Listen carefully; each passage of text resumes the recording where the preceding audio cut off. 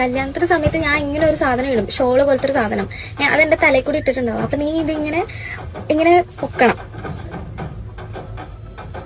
മനസ്സിലായോ? ഇങ്ങനെ പൊക്കണം. പൊക്കുമ്പോ എന്നെ കാണുമ്പോ തന്നെ ഞാൻ കരഞ്ഞോണം. അല്ലെങ്കിൽ ഒരു കാര്യം ചെയ്യും, നീ എന്നെ അവിടെ വെച്ച് കാണത്തില്ലേ, ഞാൻ ഇങ്ങനെ വരുന്നതായിട്ട് എന്റെ എൻട്രിയുടെ സമയത്ത്, അപ്പൊ തന്നെ അങ്ങ് കരഞ്ഞു. ഏറ്റവും ഇമ്പോർട്ടന്റ് ആയ ഒരു സംഭവം എന്താണെന്ന് അറിയാമോ? അതായത് നമ്മൾ ഈ കല്യാണത്തിന് അങ്ങോട്ടും ഇങ്ങോട്ടും മാല ഇടത്തില്ലേ, അങ്ങനെ ഇടുന്ന സമയത്ത് ഞാൻ ഇങ്ങനെ കാലൊക്കെ തൊട്ട് ഇങ്ങനെ നമസ്കരിക്കും. അപ്പൊ നീയും എന്ത് ചെയ്യണമെന്ന് അറിയോ? തിരിച്ചും എന്റെ കാല് തൊട്ട് ഇങ്ങനെ നമസ്കരിക്കണം. ഞാൻ ചിലപ്പോൾ ഇങ്ങനെ ആക്ടിങ് ഒക്കെ ചെയ്യും, അയ്യോ എന്ത് കാണിക്കുന്ന എണീക്ക് എന്നൊക്കെ പറഞ്ഞിട്ട് ഞാൻ ഇങ്ങനെ പറയും. ചിലപ്പം നീ കാല് തൊട്ട് കഴിയാൻ വരുമ്പോൾ എല്ലാവരും പിടിച്ച് മാറ്റാനൊക്കെ നോക്കും. പക്ഷെ നീ അങ്ങനൊന്നും ചെയ്യരുത്. നീ ഇങ്ങനെ കാല് തൊട്ടവിടെ കിടന്നോ. സ്റ്റേജിലേക്ക് വരുന്ന ഒരു എൻട്രൻസ് ഒക്കെ ഉണ്ടല്ലോ, എൻട്രൻസിന്റെ സമയത്ത് നീ എന്നെ കണ്ടിട്ട് അയ്യോ അടിപൊളിയായിട്ടുണ്ട് എന്നൊക്കെ പറഞ്ഞിട്ട് ഇങ്ങനെ അങ്ങനത്തെ ഒരു സംഭവം. പിന്നെ താലി കെട്ടുമ്പോൾ കരയണം, സിന്ദൂരം ഇടുമ്പോൾ കരയണം, വരമാല ഇടുമ്പോൾ കരയണം, വീട്ടിലേക്ക് എന്നെ വിളിച്ച് കയറ്റുമ്പോൾ കരയണം. അങ്ങനെ എപ്പോഴും കരഞ്ഞോ.